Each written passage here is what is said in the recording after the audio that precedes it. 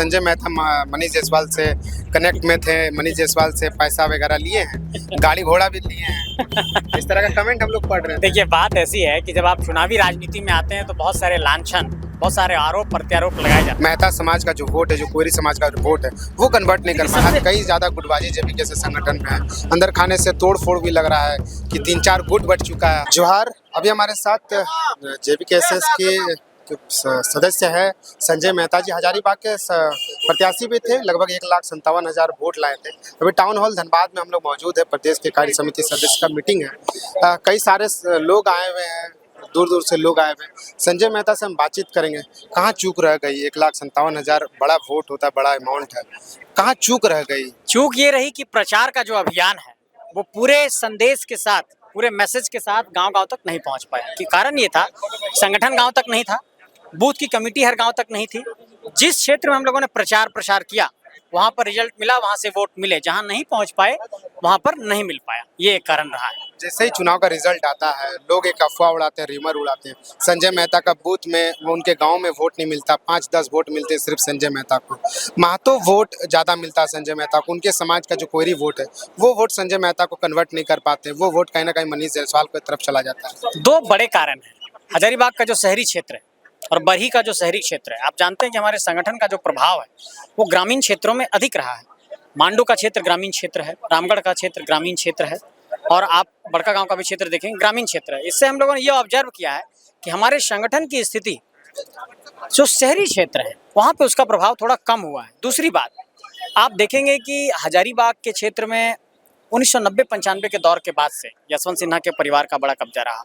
वो झारखंडी सोच के नेता नहीं रहे। उस तरह की जो विचारधारा है झारखंडी सोच, वो स्टैब्लिश नहीं हो पाई। बरही में आप जाएंगे, 25-30 सालों से वहाँ पर कोई स्थानीय नेता नहीं आया। वहाँ भी एमएलए जो है वो बिहार के हैं। तो जिन इलाकों में झारखंडी विचारधारा पूर्व से समाहित नहीं रही है, उन इलाकों में हम लोगों को ज़्यादा चुनौतियों का सामना करना पड़ा है। मांडू आंदोलनकारियों का क्षेत्र रहा है, रामगढ़ आंदोलनकारी का क्षेत्र रहा है, बड़कागांव आंदोलनकारी का क्षेत्र रहा है, और जहाँ पर लोग झारखंडी मानसिकता की समझ को रखते हैं वहाँ पर ज़्यादा हम लोगों को फायदा मिला है। लेकिन जिन इलाकों में बीजेपी का जो प्रभाव क्षेत्र है वहाँ पे हम लोगों को फायदा नहीं मिल पाया। लोग कन्वर्ट नहीं कर पा रहे, अपना ही समाज का वोट को कन्वर्ट नहीं कर पा रहे हैं। मेहता समाज का जो वोट है, जो कोयरी समाज का वोट है, वो कन्वर्ट नहीं कर पा रहे। पहली बात तो इस बात को एकदम सिरे से खारिज करना चाहते हैं कि जातीय आधार पर हम लोग कोई राजनीति नहीं कर रहे हैं। ऐसा नहीं कि जात के आधार पर वोट लेने की कोई लालसा है। झारखंडी विचारधारा के बुनियाद पर हम लोग झारखंड के अंदर जा रहे हैं। मैंने आज तक कभी किसी अपने एक प्रेस कॉन्फ्रेंस में, किसी भी एक सभा में ये अपनी जाति का कभी आभास नहीं कराया किसी को, ना किसी को मैंने कभी कहा है कि मैं किस जाति का हूँ। सबसे पहले इस बात को सिरे से खारिज करना चाहता हूँ कि जाति के आधार पर कोई राजनीति नहीं होगी। दूसरी बात ये कहना चाहता हूँ कि जिन लोगों ने जिसको वोट किया है, जैसे हमारे लोगों ने 1,57,000 हम लोगों को वोट किया, तो वो हमारे विचारधारा से प्रभावित हुए। जो लोग हमको वोट नहीं किए, उन लोगों तक अपनी विचारधारा से प्रभावित करने की उनको हम लोग कोशिश करेंगे आने वाले विधानसभा चुनाव में, कि हम अपनी विचारधारा को, हम अपनी आइडियोलॉजी को उनकी चेतना में, उनके मनोविज्ञान में समाहित कर सकें। नजदीक में 2-3 महीनों में विधानसभा चुनाव है, तो विधानसभा में फिर से भाग्य आजमाएंगे। देखिए, ये संगठन निर्णय लेगा, क्योंकि अब व्यक्ति यहाँ पर निर्णय कोई नहीं ले सकता है। ये एक बहुत बड़ा संगठन बन चुका है और इस संगठन की अपनी पूरी सेंट्रल कमेटी है, पूरी विधिवत व्यवस्था है, पूरी यहाँ पर विंग है। तो वो संगठन निर्णय लेगा कि संगठन किसको क्या करना है, नहीं कर। पता चल रहा है कि रामगढ़ का डिमांड कर रहे हैं, रामगढ़ से चुनाव लड़ेंगे फिर। नहीं, ऐसी कोई बात नहीं है। संगठन जो निर्णय लेगा उस निर्णय के साथ हम लोग खड़े रहेंगे। जेबीकेएसएस का स्थिति राज्य में कैसा देख रहे हैं? 9 लाख एक बड़ा अमाउंट है, 9 लाख वोट लाए हैं आप लोग पूरे राज्य में, लेकिन स्थिति क्या देख रहे हैं? एक उम्मीद के तौर पर लोग देख रहे हैं। एक बड़ी चुनौती हम लोगों के पास है। लोगों ने हम लोगों पर यह आरोप लगाया कि हम लोग सिर्फ हो हल्ला करते हैं, भाषण देते हैं, फिर खत्म कर देते हैं। इसको एक्सेप्ट करते हैं, क्योंकि सॉल्यूशन का रास्ता उनको दिखाना होगा। हम लोग अब सॉल्यूशन के रास्ते के लिए अपनी ड्राफ्टिंग कमेटी बना रहे हैं, पॉलिसी मेकिंग टीम बना रहे हैं, और हम लोग एक टेक्निकल एडवाइजरी विंग बना रहे हैं, एक रिसर्च विंग बना रहे हैं।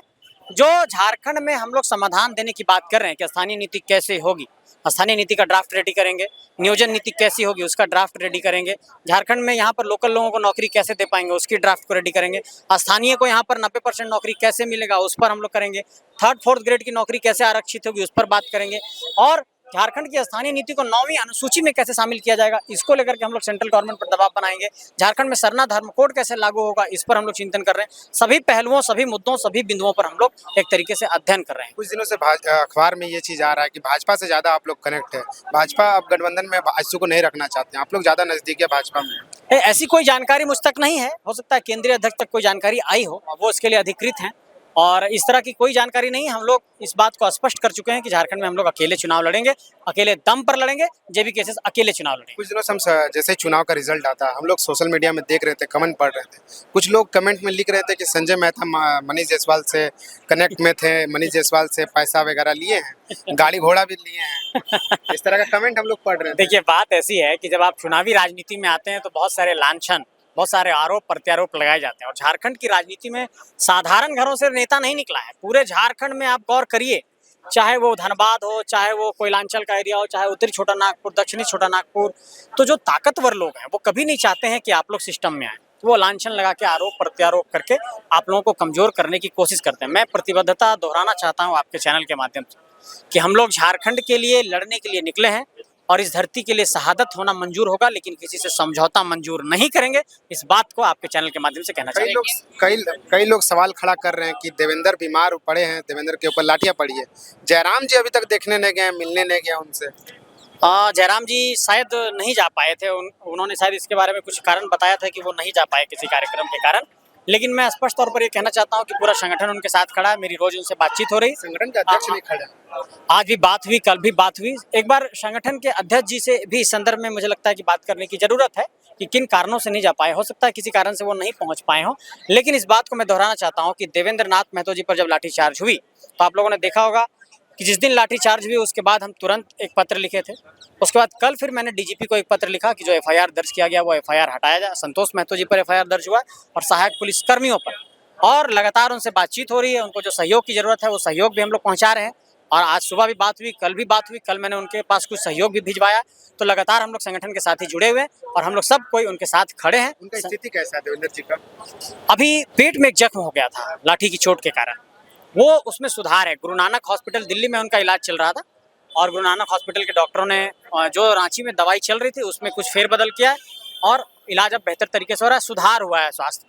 मैं उनको देखने के लिए 1-2 दिन में जा रहा हूँ दिल्ली। इस क्षेत्र में हम लोग निकल रहे हैं तो पता चल रहा है कि कई ज्यादा गुटबाजी जेबी के संगठन में है।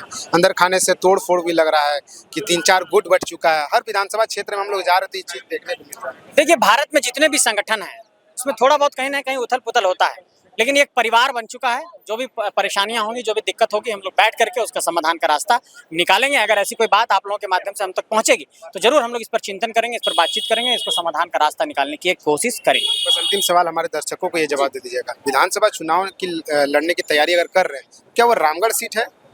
संजय मेहता चुनाव एक ही शर्त पर लड़ेगा, जब संगठन ये निर्णय लेगा। संगठन जो दायित्व देगा उसी दायित्व को संजय मेहता निभाएगा। ये संजय मेहता जी, इनके बातों को सुने, जेबी केसेस के प्रत्याशी भी थे हजारीबाग के। इनकी बातों को सुने कि अगर संगठन चाहती है तो फिर से हम चुनाव लड़ेंगे, विधानसभा चुनाव। बाकी हम है खबरों को आपको दिखाते रहेंगे। मिलते हैं अन्य खबरों के साथ। जोहार।